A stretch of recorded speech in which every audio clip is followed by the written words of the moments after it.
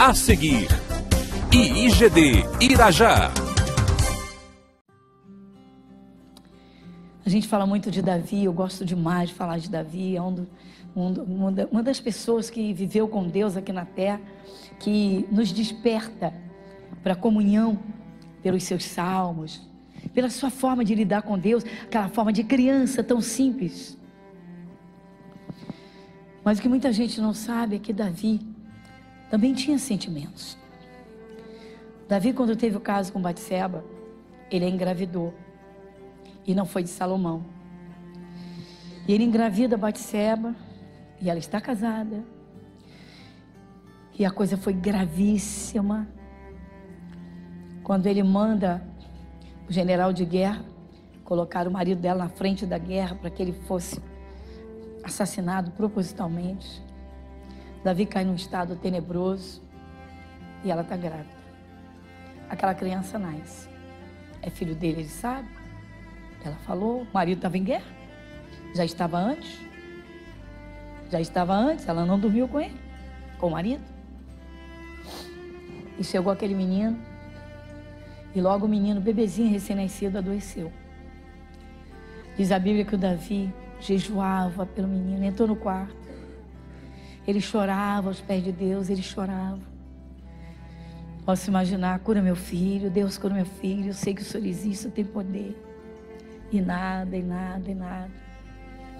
ele está lá trancado, ele está lá sentado em cima de cinzas, ele está lá arrebentado. Ele está lá e ele vai. Deus cura meu filho, entra dia, sai dia. E assim ele passa dias e dias. Todo mundo preocupado com ele, cadê o rei? Ele não come, ele só chora. Ele está lá na câmara dele, ele está lá chorando, ele está lá falando com Deus. E o menino está piorando. E o menino morreu. Abra sua Bíblia em 1 Samuel, 2 Samuel, capítulo 12. Lê comigo o versículo 17. Segundo livro de Samuel, capítulo 12, versículo 17. Então os anciãos da casa se levantaram e foram a ele para o levantar da terra. Porém ele não quis e não comeu pão com eles. E sucedeu que ao 7º dia morreu a criança. E temiam os servos de Davi dizer-lhe que a criança era morta, porque diziam: eis que sendo a criança viva, lhe falávamos, porém não dava ouvidos à nossa voz. Como pois agora lhe diremos que a criança é morta? Porque mais mal lhe faria. Viu, porém, Davi que seus servos falavam baixo, e entendeu Davi que a criança era morta. Pelo que disse Davi a seus servos: é morta a criança? E eles disseram: é morta. Então Davi se levantou da terra, e se lavou, e se ungiu, e mudou de vestes, e entrou na casa do Senhor, e adorou. Então veio à sua casa, e pediu pão. E lhe puseram pão, e comeu. E disseram-lhe os seus servos: que é isso que fizeste? Pela criança viva jejuaste e choraste. Porém depois que morreu a criança, te levantaste e comeste pão. Versículo 22. E disse ele: vivendo ainda a criança, jejuei e chorei, porque dizia: quem sabe se o Senhor se compadecerá de mim e viva a criança? Porém agora que é morta, por que jejuaria eu agora? Poderei eu fazê-la mais voltar? Irei eu a ela? Porém ela não voltará para mim. Amém, pessoal? Viu? A consciência. Há pessoas, irmãos, que estão errando o alvo. Acham que seguir a Deus tudo é coração. Claro que o coração é a principal parte do ser humano, é o nosso espírito. É no coração que se sente amor, que as pessoas sentem amor, paixão, raiva, ira, ódio. Tudo isso são sentimentos dentro do coração, que o amor também implica em sentimento. Ele não é sentimento que é doação de vida, mas implica desejo, carinho, afeto, dependendo da relação. Só que não é apenas coração. Nós temos que servir a Deus com consciência, irmãos. Para isso nós meditamos. Para isso nós pensamos. Então Davi, o filho estava doente, quase morto. Ele entrou lá no quarto dele, jejuando e orando. Ficou em jejum 7 dias. Depois você lê a história em casa com calma. E ele jejua e ora e chora e clama e chora e chora e chora. Nada. Jejuou e orou 7 dias. A criança morreu. E aí, pois é, irmãos. Quantos teriam naquela hora? Que Deus é esse? Que Deus é esse que não escuta? A criança não tem culpa de nada. O pecado foi meu, ele não tem culpa de nada. Tá bom. E aí? Aí a criança morre, ele percebe os burburinhos dentro da casa. Se a criança morre, sim, tudo bem. Foi lá, tomou o banho dele, mandou preparar o jantar, foi lá comer. Ué, mas agora a criança morre. Enquanto esteve viva, eu fiz tudo que pude por ela. Não consegui. Agora ela é morta, eu não posso fazer mais nada. Ou seja, eu tenho que continuar trabalhando. O reinado continua, a vida continua. Pronto. Você está pensando que ele não tinha sentimento? Lê os salmos de Davi. Forte demais. Irmãos, há pessoas que se prendem exageradamente, ao ponto de sepultarem a vida com quem morreu. De vez em quando recebemos essas pessoas, como eu recebi uma senhora há muitos anos atrás, que estava com câncer. E na hora da oração, durante a palavra, ela começou a chorar, chorar, chorar, chorar. E aí na hora da oração manifestou um demônio. E aí depois ela lembrou. Por quê? Porque no momento em que a mãe dela foi sepultada, ela deu um grito e disse: mãe, eu morro junto contigo. 3 anos depois apareceu um câncer. E foi assim que ela chegou na igreja. E foi fazer a libertação, o demônio disse: mas ela pediu a morte. Eu sou o espírito da morte. Só quero levar aos pouquinhos, eu vou fazer ela sofrer como a mãe dela sofreu. Eu sou o mesmo que esteve na mãe dela. Prisão de passado. Amou a mãe? Amou. Fez tudo o que podia pela mãe quando a mãe era viva? Tem gente que não faz. Por que não faz agora? Irmãos, as pessoas não dão valor ao que tem. Lutam tanto para ficarem juntas. Você quer ver? Namoro, noivado, casamento. Durante o período de namoro, meu Deus, que paixão, que desejo, quer ficar junto. Se tiver temor a Deus, ainda se segura. Se não tiver temor, lá foi a vaquinha pro brejinho. E o pecado entrou na casa. E aí? Então luta tanto para ficar junto, porque né, o desejo, o carinho, né, que é o toque de pele, quer agarrar, quer segurar. Aí depois que casa, acostuma. Caiu no costume? Pronto, e agora? Cadê o valor? Já foi. E agora? Acabou, já foi. E aí? E aí por qualquer coisinha, começa. Aí começa as comunicações a ficarem o quê? Arranhadas. Aí começa a comunicação a ficar o quê? Machucada. Daqui a pouco está o quê? Um num canto, outro no outro. Cadê o valor? Por que não aprende a resolver? Por que não mergulha para buscar de coração pelo valor? O valor de uma vida. Quantos pais maltratam? Pais maltratam filhos à vontade. Filhos maltratam pais. Depois o pai morre, a mãe morre, fica lá em cima do túmulo, lá em cima do caixão. Não aguenta, irmãos. Tem sepultamento que só a misericórdia de Deus. E berra, e desmaia, e corre. Você ora um e ora outro, e desmaia, e cai, e berra. Você diz: meu Deus, como amava. Eu digo: pode parar. Quem mais faz escândalo não é porque amava muito, é porque tem muito remorso. Tem muito, mas não era amor, era remorso. Para. Por que não dá valor agora? Por que não dá valor agora? Você tem que ter o ser humano como um tesouro que Deus tem. Você tem que ter sua família como um tesouro que Deus te deu. Para, independentemente de problemas. Para, meu irmão. Jesus foi à cruz quando nós éramos pecadores. Jesus foi à cruz quando o sujeito estava lá estupando, arrebentando, ele estava morrendo por ele. Quando o sujeito acordou e aceitou Jesus, a obra estava pronta. A obra estava pronta. O sangue já tinha sido derramado. Por quê? Por que as pessoas mudam tanto os sentimentos? Por que as pessoas não aprendem a trabalhar isso? Por que não pagam preço? Paga preço. Paga um preço para nivelar os sentimentos. Paga um preço para criar estrutura. E aí, vamos criar uma estrutura sólida. Quando os ventos soprarem, a casa está firme. Ou seja, eu casei por amor para viver casado. Eu não casei para passar o tempo, simplesmente para viver uma temporada. Quem casa, meu irmão, devia casar com a consciência alicerçada de que vai ser para a vida toda e desejar que seja a vida toda.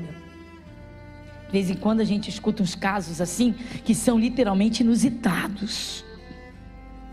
Um dia desse saiu aí nas mídias o casalzinho, ela alguns anos mais velha que ele, cerca de 2 ou 3 anos, e ela bem doentinha, não tem nada a ver com o meio cristão, pelo que eu percebi pela reportagem.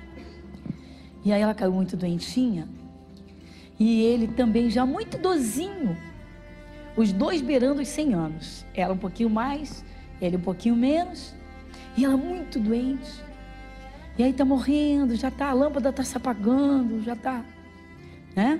O corpo já não responde, começa a falência dos órgãos, mas ela ainda consegue escutar a voz dele. E aí, ele conversou com os médicos e os médicos disseram que ela teria poucas horas de vida. E ele ficou lá do ladinho dela, ele segura a mãozinha dela, ela já não enxerga mais, não consegue abrir os olhinhos. Se você procurar, está na internet. E ela escuta, e ele começa a cantar a música que eles ouviam quando eram namorados, noivos e recém-casados. E ele começa a cantar aquela música para ela. Aí a lagriminha escorre no cantinho do olho dela. Por quê? Porque ele está dando todo o amor nos últimos momentos dela, e ele deu a vida toda. Falei, Jesus, Senhor, tem compaixão. Pensei no seu Nelson.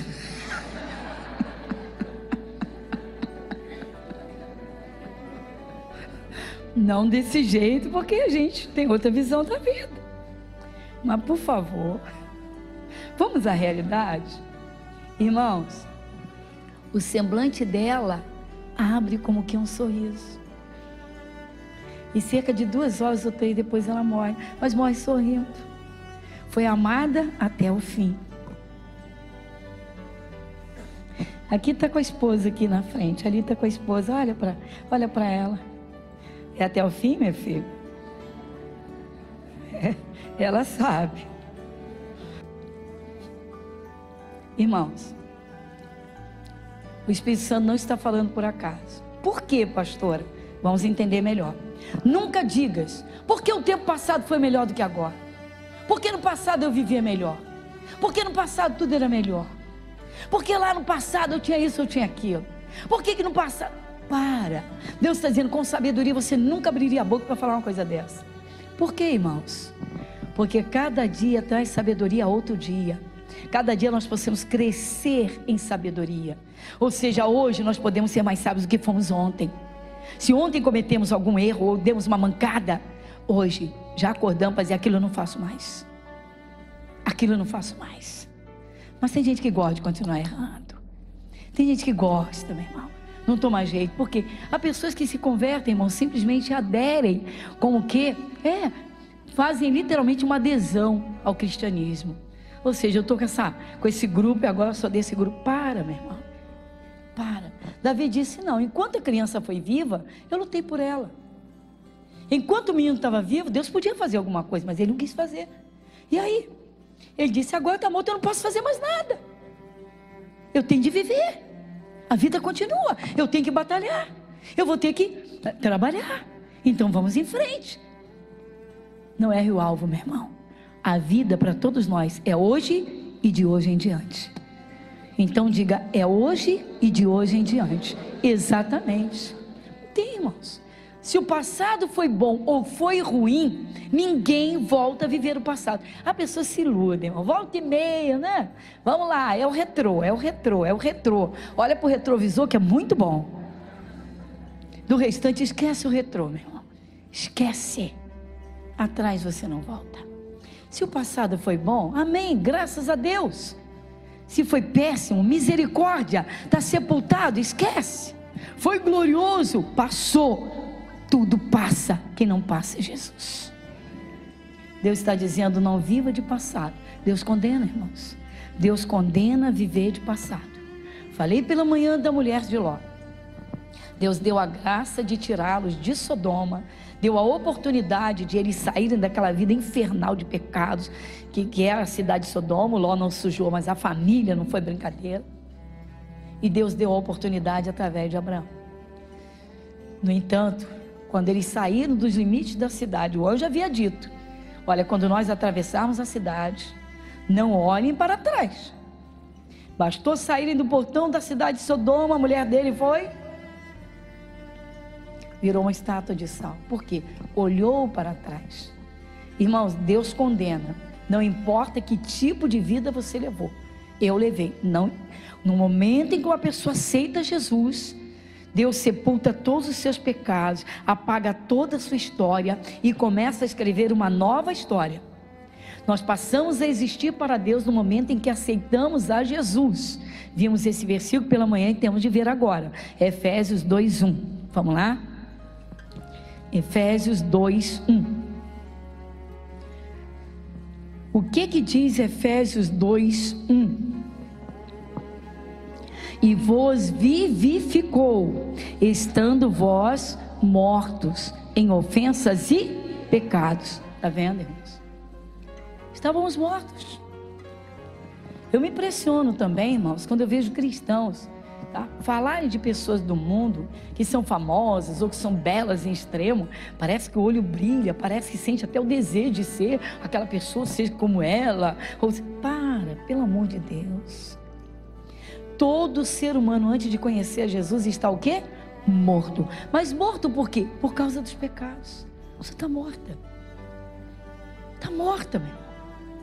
Glorifica a Deus porque Jesus nos deu vida. O Espírito de Deus está em nós e entre nós. Irmão, você já viu o clima da casa de um cristão que se enche do Espírito de Deus e o clima de uma casa onde não há um que seja de Jesus? Você não sente no ar a diferença? Você não sente no ar? Não é possível. A presença do Espírito Santo é harmonia, é paz, é vida. Literalmente, a vida. Você sente o clima, a atmosfera. Irmãos, nosso nome está no livro da vida. Nós temos o Espírito de Deus. Eu me impressiono, irmãos. Estávamos mortos. Jesus nos vivificou quando ainda estávamos lá. Ele estava na cruz por nós, por cada ser humano. Mas o ser humano não sabe. Enquanto ele não souber, ele continua morto. Enquanto ele não souber, ele continua cego. Enquanto ele não souber, ele continua nas trevas. Vai continuar errando.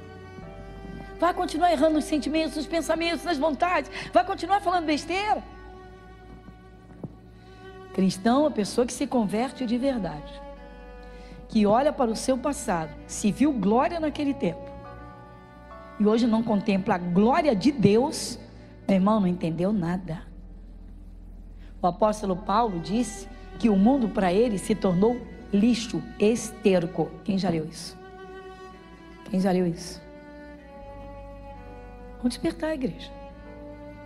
Hoje você tem poder e autoridade sobre as enfermidades. Não tem se você não crescer. Opa, tem que crescer, irmãos. Tem de crescer espiritualmente. O apóstolo Paulo, orando pelo povo de Éfeso, o que ele mais pedia era olhos espirituais iluminados, para que eles conhecessem, entendessem todas as profundezas de Deus, a altura, comprimento, largura e todas as coisas, até que chegasse à estatura da grandeza de Jesus. O que é isso? É isso mesmo. A pessoa lê Isaías 53 e diz assim, eu já sei. Não sabe não, meu irmão. A pessoa lê Gálatas, já sei. Não sabe não, irmãos. Quando passar por uma luta séria, grave, e aquela palavra que constitui-se um direito entrar em ação, porque realmente vê, porque realmente crê, porque ali Deus opera, aí sim, aí chegou, cresceu espiritualmente.